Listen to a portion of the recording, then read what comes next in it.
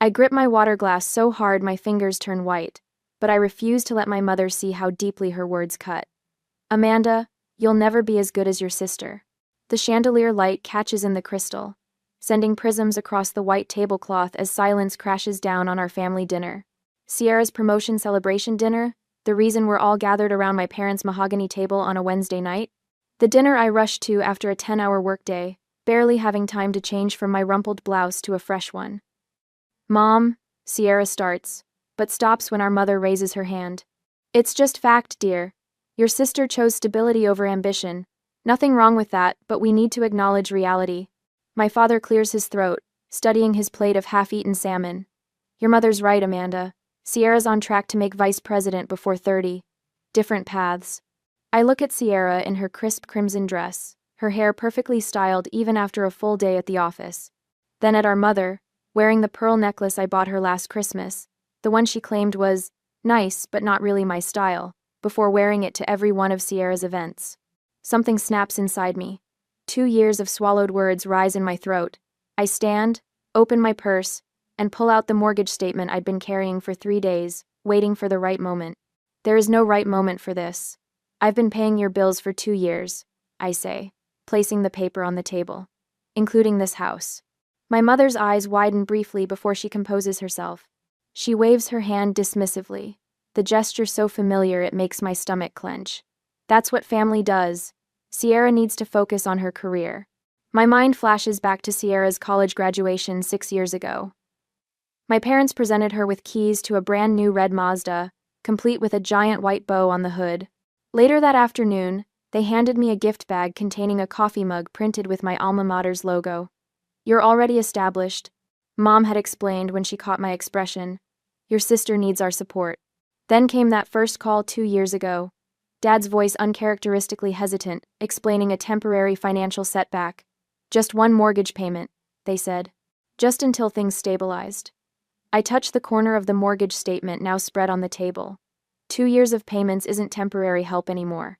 Family supports each other, Mom says, her voice hardening. Why are you being so selfish?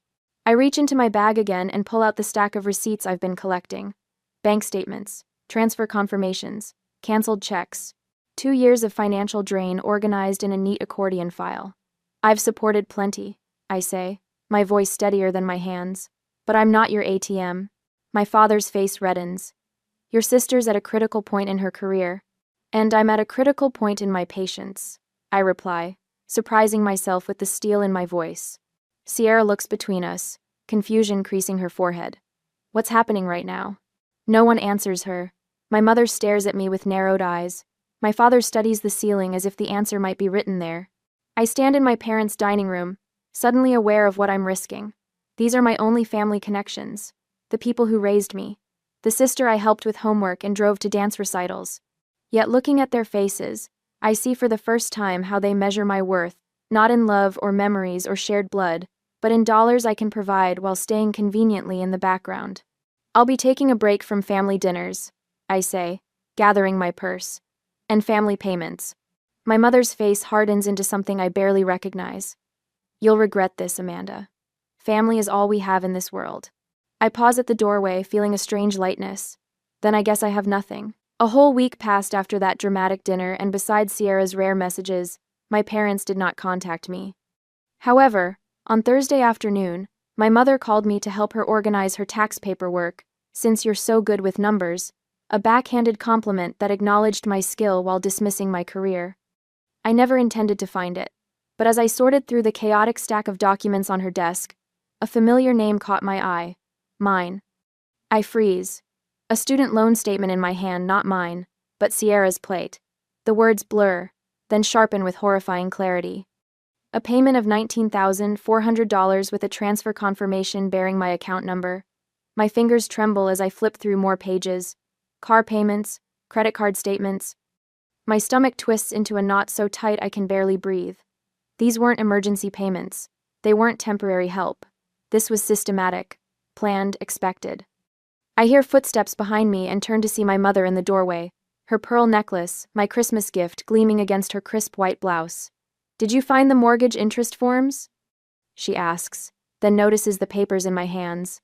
Something flickers across her face, not guilt, but annoyance at being discovered. What is this? What is this? My voice sounds distant, like it belongs to someone else. Dad appears behind her, his reading glasses perched on his forehead. Sierra stands in the hallway, thumbs tapping on her phone screen, barely glancing up. Amanda, don't make a scene, Mom says, stepping into the office. Dad follows, both of them towering over me as I sit in the leather desk chair. The ledger lies open between us like a confession. You used my money to pay Sierra's student loans. I tap the statement with my index finger. $19,400. Mom waves her hand dismissively. You were helping the family.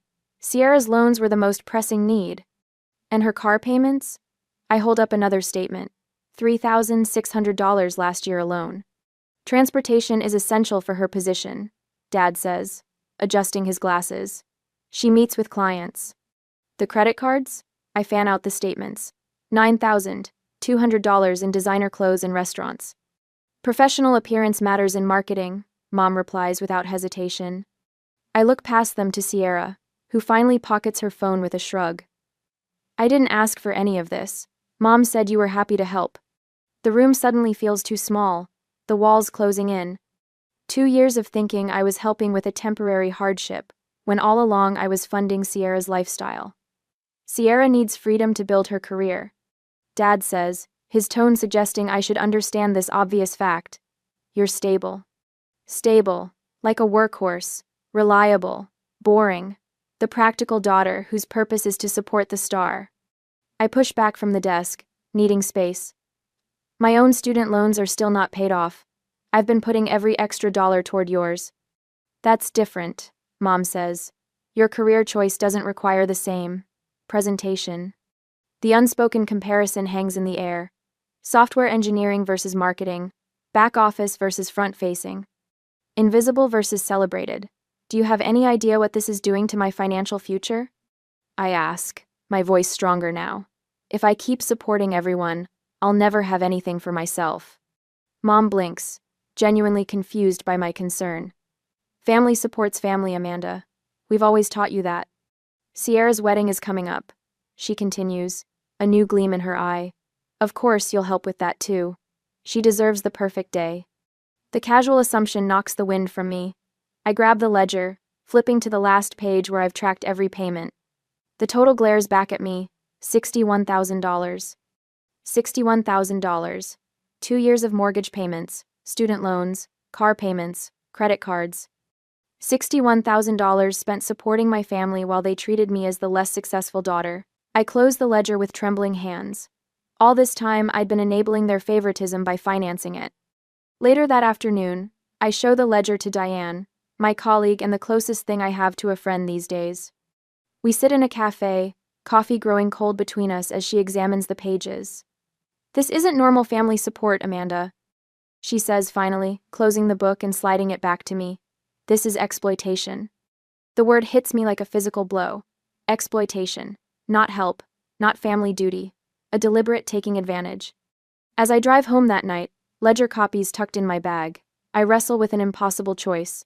Should I cut off financial support immediately and force my family to face reality? Or gradually reduce payments to give them time to adjust? The first option might shatter relationships beyond repair, but the second meant more months of financial strain for me. What would you do when the people who should love you unconditionally only value what you can give them? Next Wednesday morning, at work, my phone buzzes with the 5th call from my cousin this week. My family will hold a family emergency meeting, yet I intend not to go. I silence the phone and slide it face down on my desk, watching the screen light up again almost immediately. The Morris family reunion is apparently all anyone can talk about. Are you avoiding someone? Diane asks from her cubicle, eyebrow raised. My mother organized a family reunion without telling me, I say, rubbing my temples. Now she wants me to fund it. Diane's eyes widen. The nerve after everything else they've taken. I nod, opening my email to find 3 messages from aunts and uncles I haven't spoken to in months. Each contains subtle variations of the same request. The family needs help. And apparently, I'm the designated helper. Did you know about the reunion? I ask Diane. No, but your sister's engagement is all over social media, she says, turning her monitor toward me. Your mother tagged everyone except you. Sierra's beaming face fills the screen, a diamond ring prominently displayed on her left hand. The caption reads, "Planning the celebration of the century for my beautiful daughter. Blessed." My stomach tightens when I see the first comment. Amanda will help make it perfect. I've become the family ATM, and now they're making promises on my behalf. Later that evening, I curl up on my couch with a cup of tea, scrolling through Facebook. My thumb freezes over a photo posted 5 weeks ago, my parents and Sierra posing in front of the Las Vegas sign, cocktails raised in celebration. The timestamp shows it was taken during the weekend. I worked overtime to cover an emergency property tax payment for their house. They went to Vegas with my money while telling me they couldn't make ends meet. In the days that follow, sleep becomes a luxury I can no longer afford. Night after night, I lie awake, calculating numbers, how much I've given, how much they've asked for, how much I have left. The weight of financial worry presses against my chest until breathing becomes difficult. During meetings at work, I catch myself drifting away, thinking about the second notice on my own student loan payment, while Sierra's loans are paid in full with my money. You look exhausted. My boss commented one Thursday morning, after I missed a deadline for the first time in 3 years. I'm fine, I lie, but the dark circles under my eyes tell the truth.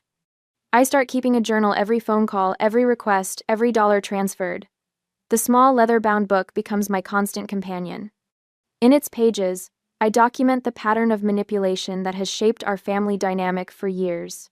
The casual mentions of Sierra's accomplishments, followed by requests for money, the guilt trips when I hesitate, the celebration dinners I pay for but am barely acknowledged at. The evidence builds page by page, an undeniable record of systematic exploitation. One Tuesday evening, as I am sorting out documents, Amanda? A familiar voice catches me off guard as I leave the office one evening. Uncle Frank stands by the elevator, his weathered face creased with concern. Uncle Frank, I say, surprised. What are you doing here? Looking for you, he says simply. You've missed the last 3 family gatherings, not like you. I look down, unsure how to explain. I always thought you were the backbone of this family, he continues, his voice gentle. Now I'm wondering if they've been taking advantage of that strength. His words hit with unexpected force, and I blink back sudden tears. The following Saturday, I find myself in my parents' kitchen. Sierra sits at the counter flipping through bridal magazines while my mother circles venue options in red pen. The country club deposit is due next week. My mother says without looking up, Sierra deserves the perfect celebration. You can cover the venue deposit next week. Not a question. A statement. Something in me snaps a clean, decisive break. I'm not paying another cent, I say, my voice steady, for anything. The room goes silent. Sierra's head jerks up from her magazine. My mother freezes, pen hovering over the page. Don't be ridiculous, she finally says, but uncertainty flickers across her face. I'm serious, I continue, finding strange power in the stillness of my voice. I've paid the mortgage, Sierra's loans, credit cards, car payments. I'm done. My mother's mouth opens and closes, fish-like, as she searches for the manipulative words that have always worked before. But for the first time, I see her tactics clearly. The guilt, the comparisons, the subtle insults wrapped in maternal concern. I've been financing my own mistreatment. You can't just, she begins. I can, I interrupt, and I am. The next day, Diane spreads spreadsheets across her dining table, calculator in hand. Without supporting them, she says, circling a number, you could pay off your student loans in 3 years instead of 15. The figure stares back at me, a future I hadn't dared to imagine. Uncle Frank calls that evening. I spoke with your mother, he says. She's not happy. I know. Good, he responds firmly. Sometimes family needs to learn hard lessons. I'm proud of you for setting boundaries. That night, I open my laptop and begin searching for job opportunities outside of Austin. Seattle catches my eye, tech jobs with higher salaries, a fresh start 3,000 miles from Texas. I allow myself to imagine a life built around my own needs and dreams instead of my family's demands. The next morning, I drive to the bank and request printouts of every transaction for the past 2 years. The clerk raises an eyebrow at the volume but complies. Hours later, I organize the stack of papers chronologically, highlighting each payment to my parents. Tucked among my father's financial documents, I discover a statement for an account I've never seen before. An account with a balance that contradicts every claim of hardship he's made. He's been hiding money while I've been draining my savings to support them. My phone rings just as I process this discovery. My mother's name flashes on the screen. "We're having an emergency family responsibility meeting tomorrow," she announces without greeting. "The mortgage payment didn't arrive." "I know," I say, feeling calmer than I have in years. "I told you I'm done paying." "This isn't a game, Amanda," she snaps. "Be here at 6. I hang up and look at the evidence spread across my table, proof of years of manipulation and exploitation. For the first time, I hold all the cards. "I'll be there," I whisper to myself. With receipts. On Tuesday evening after work, I arrive 15 minutes early for the family meeting, parking my Toyota 2 houses down from my parents' colonial-style home. The weight of the 3-inch black binder on my passenger seat represents 2 years of financial drainage, meticulously organized by category and date. Uncle Frank's advice echoes in my head when he called me this morning. Don't let them control the narrative. The familiar smell of lemon furniture polish hits me as I enter without knocking. In the dining room, my parents sit at opposite ends of the table like monarchs awaiting a subject. Sierra perches uncomfortably between them, scrolling through her phone. "You're early," Mom says, surprised briefly, crossing her face before she composes herself. I place the binder in the center of the table, the soft thud drawing everyone's attention. I wanted to make sure we had enough time. Dad shifts in his chair. Time for what exactly? I open the binder to the first tab labeled Mortgage. The pages inside contain highlighted bank statements, transfer confirmations, and a running total.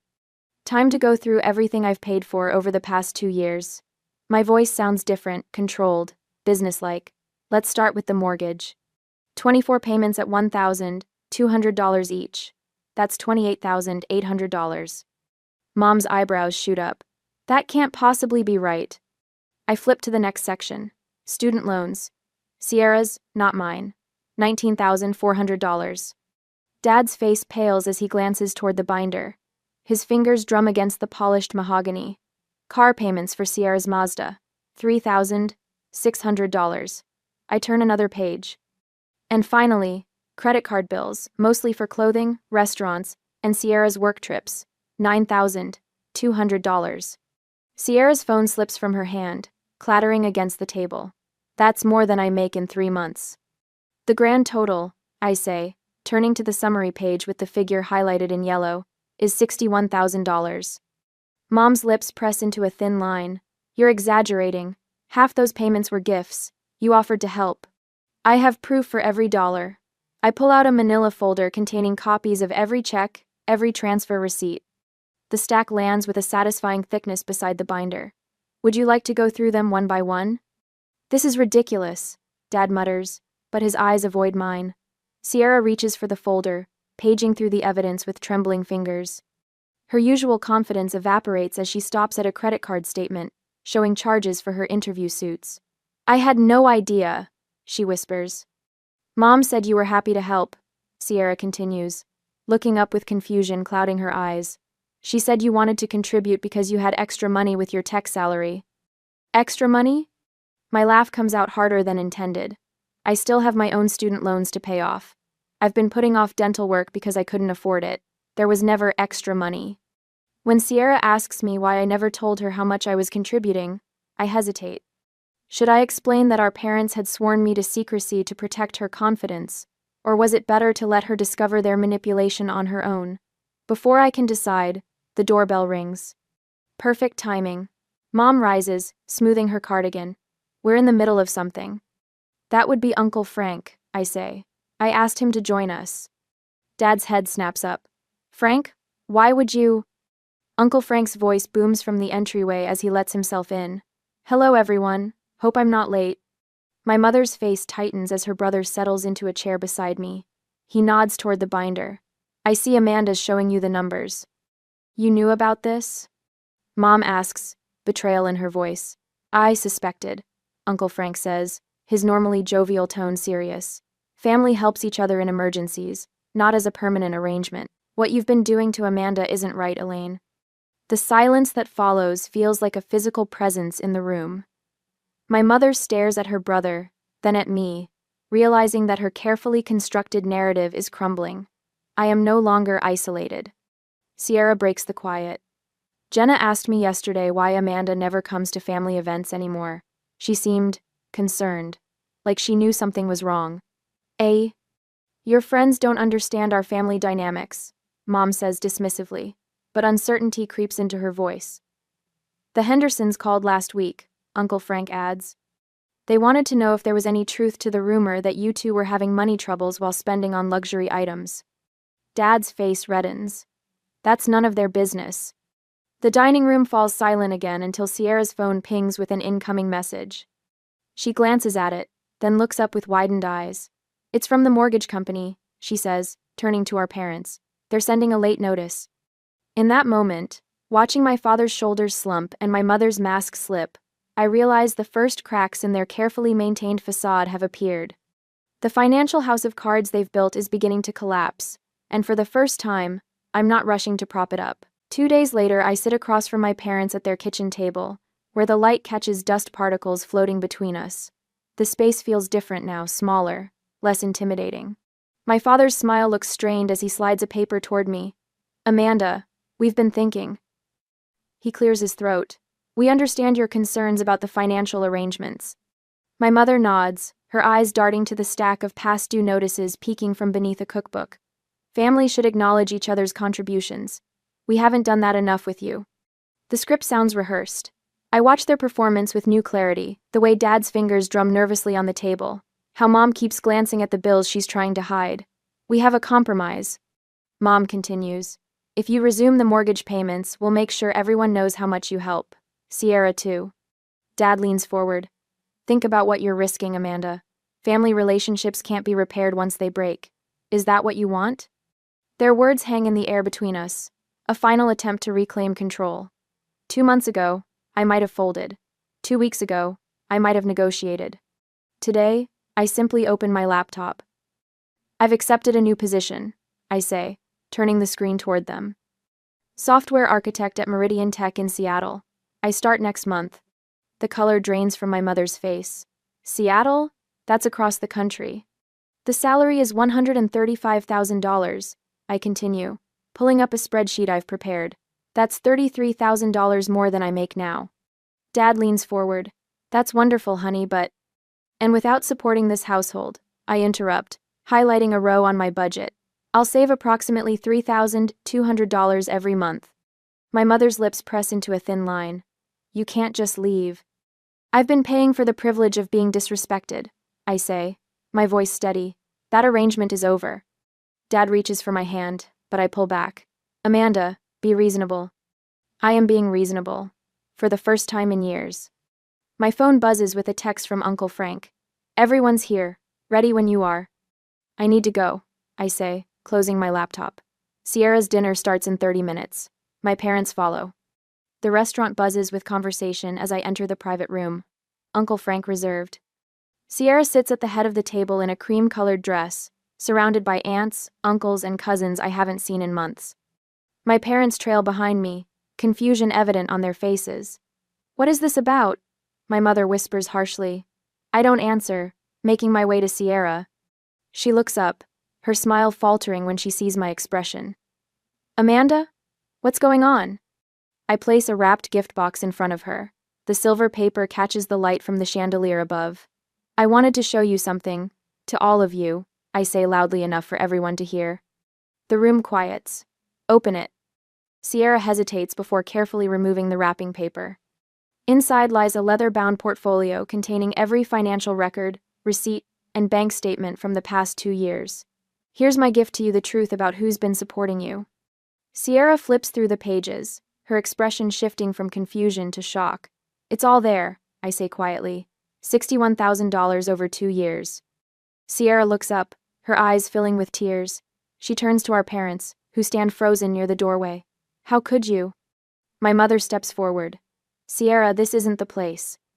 No, Sierra snaps, holding up a page. We need to fix this at this moment. Uncle Frank stands. Your sister has been carrying this family while being treated like she's less successful than you. Aunt Patricia gasps. Martha, is this true? My mother's face reddens as murmurs spread through the room. My father stares at the floor. Sierra pushes back from the table and walks to me, still clutching the portfolio. Her voice drops to a whisper. I never knew you cared so much for me. A tear slides down her cheek. From now on, live for yourself. The room watches in stunned silence as Sierra confronts our parents, demanding answers I've sought for years. I feel something loosen in my chest, a knot of resentment and obligation beginning to unravel. Later that week, I hear through Uncle Frank that my parents are considering selling their house. Without my monthly contributions, they can't afford the mortgage. Part of me wonders if any relationship with them can be salvaged, or if I even want to try. I tape shut another moving box in my apartment, marking it kitchen with a black marker. Seattle awaits a new job, a new home, a new start. As I wrap glasses in newspaper, I find the photo album I'd tucked away years ago. Opening it reveals faded pictures of family vacations, holiday gatherings, birthday celebrations, smiling faces that look like strangers now. I close the album and place it in a box labeled Undecided. 6 months later, the morning light streams through my Seattle apartment windows, painting my small dining table in warm gold. I stare at the notification from my student loan app balance reduced by another $2,400 this month. No mortgage payments for my parents, no credit card bailouts for Sierra. Just my own financial freedom, one payment at a time. My laptop chimes with an incoming video call. Diane's familiar face fills the screen, her Atlanta kitchen visible behind her. Look at you. Seattle suits you, she says, sipping coffee from her oversized mug. You seem different. I straighten my shoulders. I closed 2 major projects this quarter. Team lead says I'm on track for promotion by December. And no one taking credit for your work this time, Diane notes. I laugh, a real laugh that starts in my belly and rises without restraint. It's strange not having to downplay my success to avoid making someone else feel bad. Quote, what about that hiking group you mentioned? We're planning a weekend trip to Mount Rainier next month. I hesitate, then add, and I've been seeing someone. Nothing serious yet, but you're allowing the possibility. Diane's smile widens. That's the real victory. Later that evening, I slip into a sage green dress for my company's gathering dinner. As I adjust my simple gold necklace, I notice my reflection shoulders back, chin lifted, eyes clear. The woman who left Austin 6 months ago would have hunched slightly, making herself smaller. The banquet room buzzes with conversation when I arrive. My department head waves me over to a table near the front. There she is, she announces to the group. Amanda's client satisfaction scores were the highest in the company this quarter. The Reynolds account specifically requested her for their next phase. A round of applause follows. My cheeks warm, but I don't deflect or diminish the praise. I simply say, thank you. I'm proud of the work we've done. When the woman beside me asks about family, the question doesn't twist my stomach into knots like it once would have. My parents and I are taking some space, I say, calmly, butter knife steady in my hand. My sister and I are finding our way to a more honest relationship. No shame colors my voice.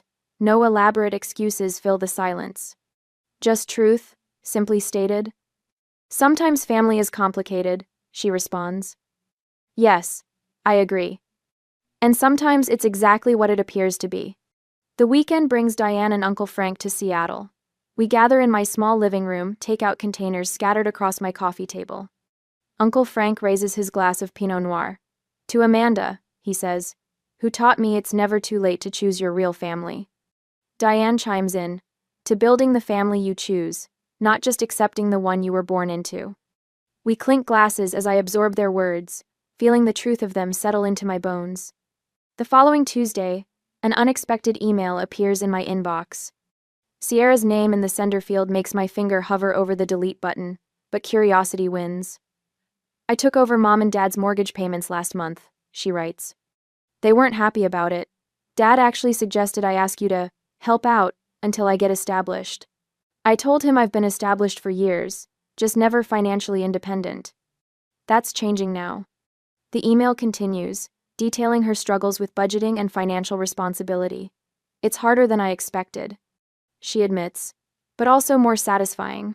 I think I understand now what you've been trying to tell me. I read the final paragraphs twice. Mom and Dad want to visit you.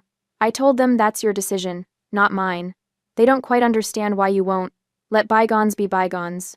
I'm starting to. I'd like to visit sometime if you're open to it, just me.